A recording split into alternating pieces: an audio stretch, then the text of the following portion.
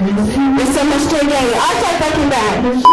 So our main character, Shiro Emiya, was sleeping in the garage. That's when his childhood friend Sakura walked in and said, "Hey yo, wake your ass up." So he woke up, he brushed his teeth, got ready, made some breakfast, and went to school. Basically, Shiro Emiya is the mechanic of the school. He's out here fixing heaters and TVs with his magical mechanic skills. I'm not gonna lie, bro, he's better than me, because if it was me, bro, I would be charging $300 per hour. And guess what? The heater would still be broken. So after he finished up school, he was going home and he ran into this little Russian girl. This little Russian girl was like, "You better find a servant or you're gonna die, mister." I'm not gonna lie, if I heard that at nighttime and I turn around and they're gone, yeah, I'm not gonna be shitting bricks. I'm gonna be shitting logs. So the next day, he was making some food and he seen Sakura with a bruise. So he said, "Sakura, is somebody beating you, bro? Is somebody giving you the Daniel Tiger treatment? Let a nigga know." She tried to play it off. She was like, nah, I just got this from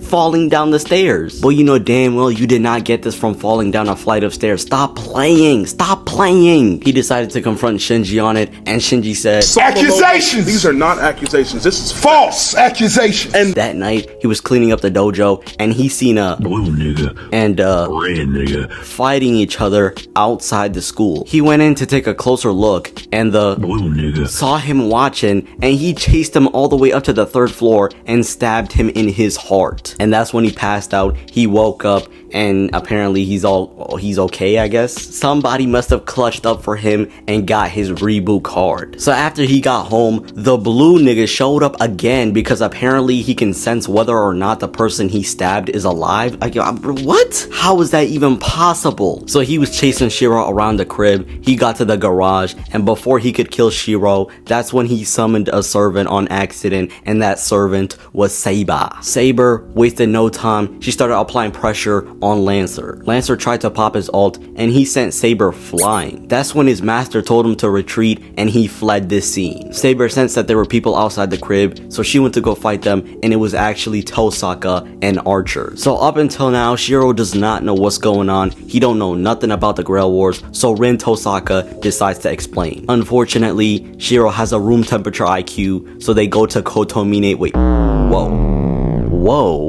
What's all that movement back there? What's all that movement back there?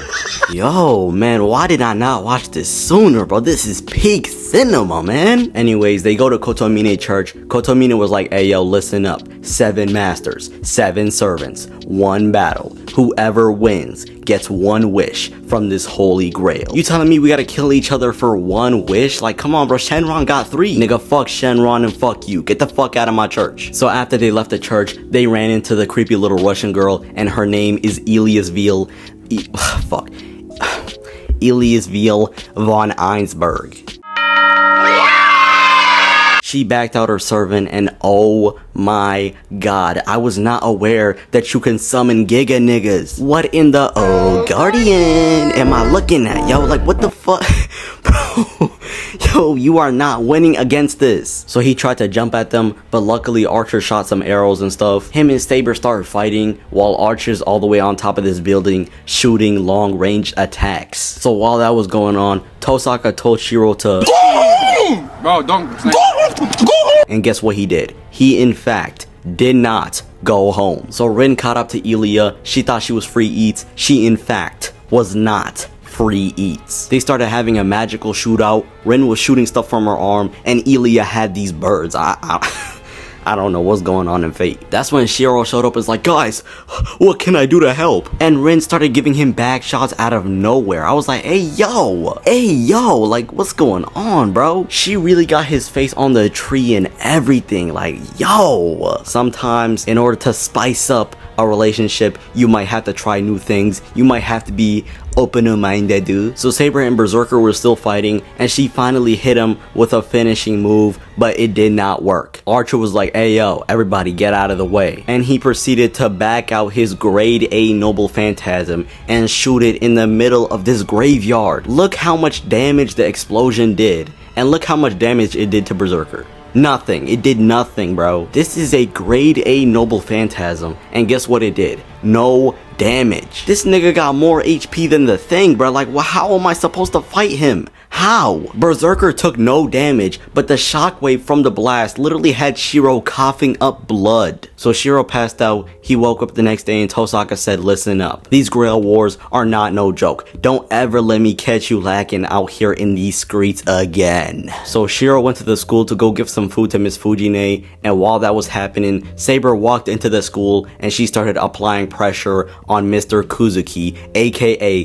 the history teacher. And a lot of you guys might know history teachers are not okay, especially the male ones, bro. The male ones, they don't got no chill. So the next day after school, he decided to not bring Saber, and guess what? Tosaka Rin caught him lacking in broad evening kind of daylight. I was gonna say broad daylight, but like, bro, the sun is setting, so I'm not sure. After a little skirmish, and I do mean a little skirmish, they heard a scream downstairs. They go to check it out. It was this unconscious girl laying there looking all dead. So while they were checking up on her, somebody shot something at Rin's head, but Shiro came in with the... by Anthony Davis. After he got shot in his forearm, he decided it was a good idea to go press whoever shot him. What? Bro, somebody shot you with a metal rod. They must not be okay. He goes into the woods, and it turns out to be a servant. He tries to fight him, but you know, he almost got fucking killed. Luckily, Tosaka saved him, and they decided to call a truce. Also, something very mysterious that also happened to the girl outside yesterday happened to Mitsuzuri. Shiro went to school the next day. Shinji was sitting there talking about some guys. Did you hear what happened to Mitsuzuri? Dude, it totally wasn't me, guys, but like, I heard she was found in a back alley. Mind you, this nigga is talking and everybody in the class can hear him. He sounds mad suspicious. Also, at the same time, Shiro and Rin are going around the school trying to disable these magic circles that somebody, totally not Shinji, put up. Shiro was about to go home, and that's when he was confronted by the demon himself, Shinji Mato. Shinji was like, Emiya, we should low-key team up. I definitely will not backdoor you. And obviously, the first time in forever, Shiro made the right choice and decided not to team up with this bastard, Shinji. So that night, Shiro was training, and right as he fell asleep, somebody literally made him sleepwalk all the way to Ryudo Temple. And the person behind it was a servant named Caster. The reason why she kidnapped him was because she wants to take his command seals by force. Saber tried to go there to save him, but unfortunately she got stuck in a battle with another servant named Assassin, aka Kojiro Sasaki. Before she could rob him of his command seals, that's when Archer unexpectedly came to his rescue. After a little skirmish, if you know what I'm saying, a little skirmish, he got captured, he broke out, and hit her with a Fortnite trick shot. So after Caster left, Shiro and Archer got into a little argument over something very minuscule, by the way. It wasn't even an argument for real. Archer got so heated, the moment Shiro turned his back, he decided to backdoor him. How are you gonna save a nigga and then backdoor him right after? Like, that don't make no sense. What are you doing? Luckily, he got to Saber on time. Archer was about to fight Saber, but Assassin said, "Hey, stop the violence." Hey, but it's all good though, because Rin apologized the next day and she promised that he would never do it again. So while they were on the roof, Ryder used the sacrificial summoning jutsu and she made everybody in the school pass out. Shinji and Ryder really turned the school into a Fortnite mares, bro. Like, what are these things? Like, what the fuck is this? So while Shinji was celebrating, you know, somebody walked into the room and they had Shinji quivering in his boots. By the time they got to the first floor, they unfortunately saw a traumatized Shinji and a dead Ryder. What the bro?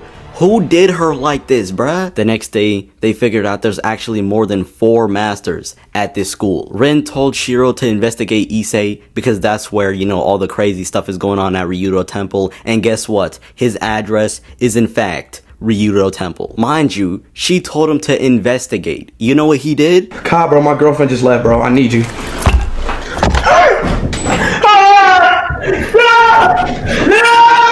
But even though Issei isn't a master, they started to suspect Mr. Kuzuki, aka the very suspicious history teacher. They decided to catch him lacking one night, but guess what? He was in fact not lacking. I want you to take a good look at what he did to Saber, bruh. Saber tried to attack him. He blocked it with his elbow, karate chopped her trapezius, and started hitting her with Ryusui Ganzai Ken. Man, this nigga think he bang or something, bruh. He think he Garo, bruh. He's using flowing fist crushing rock, and he's cooking Saber. How is this possible? I do not have a clue. This is the same Saber that was boxing with Berserker, and she's getting cooked by a regular nigga using flowing fist crushing rock. I don't know how that makes sense. And then he took a break from whooping Saber, and he proceeded to smack the daylights out of Rin Tosaka. I'm not gonna lie, that is insane. That she's a regular human, bruh. Like, the magic is not protecting her from these hands. Shiro had to lock in, and he decided to use projection magic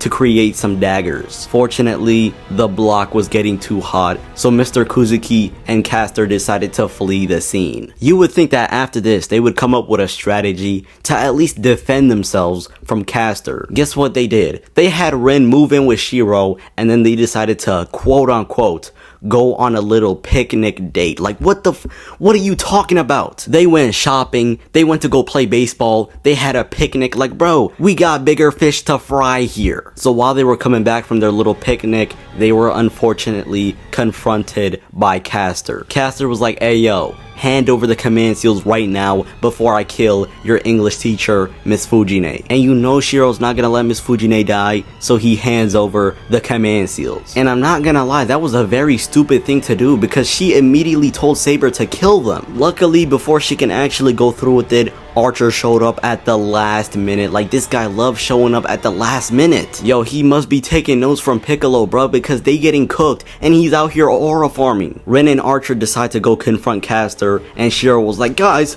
where are you going? I can still help. And Rin said, get the fuck out of here, little nigga. Meanwhile, Caster and Saber go to Kotomine Church and they start pressing Kirei Kotomine. From their encounter, it seemed as if he was packed up, but he was in fact not packed up. He will be back soon. Also, Saber isn't under her control yet, so you know what she does? She ties her up in this very compromising position, and that is where we're gonna end it off. I will be back next week for part 2. While you're at it, subscribe and like the video. Peace.